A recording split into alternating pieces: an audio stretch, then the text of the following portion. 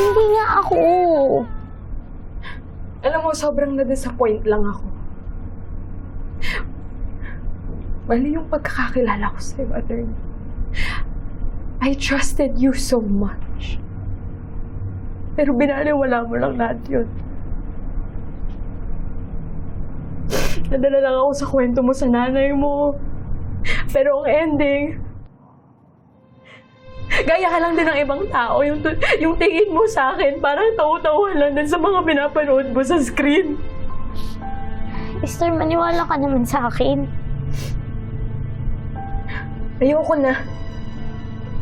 Huwag ka nang magpanggap. Ayoko na rin lumabas. Siguro nga tama yung desisyon ko na iniwan ko yung anak ko dati. Kasi ginulo ko na yung buhay niya ngayon.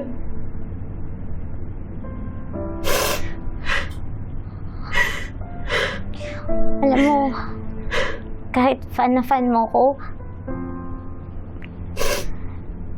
hindi kita tinignan na parang tao-tauhan lang yung pagkatao mo.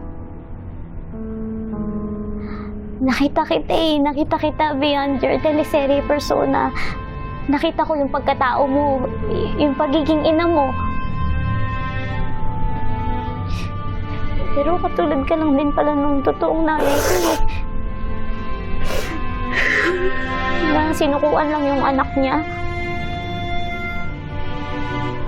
Alam mo, kahit ano pang role yung ibigay nila sa'yo, kahit ano pang award yung matanggap mo, talo ka pa rin. Kasi hindi mo nagampanan yung pinaka-importanting role. Yung role ng pagiging isang ina. Hindi, gusto mo?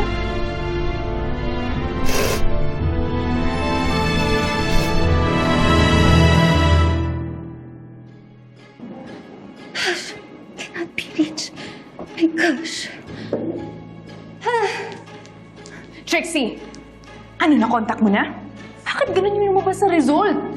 I don't know. Tinatawagan ko yung contact natin na medic. Hindi siya nagre-reply. I don't know what happened. Akala ko ba malinis to, Trixie? Ang kalat!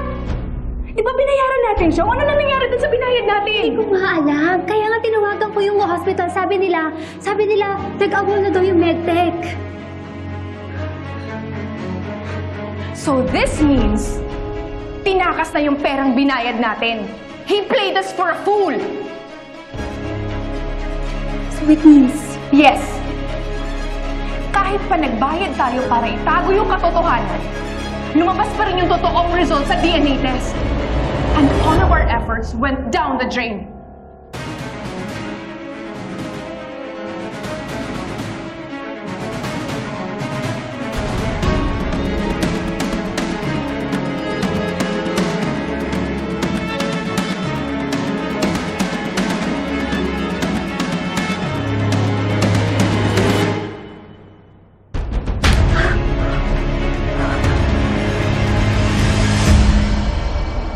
Huwag po kayong mag-alala, pauwi na po ako. Attorney Matias! Sikat na to, oh. Tsaka trending na trending kayo ng ano. Star Valencia. Good job! Grabe talaga yung star na yun, no, bestie? Hindi man lang niya pinakinggan yung paliwanag mo. Sabi naman sa inyo eh, huwag niyo na pagkadiinan niya kay Lilit. Kukulit niyo ah. Iba talaga pag celebrity, no? Ang daming camera. Naku, Lilit, celebrity ka na rin. Dati pa naman, Nay.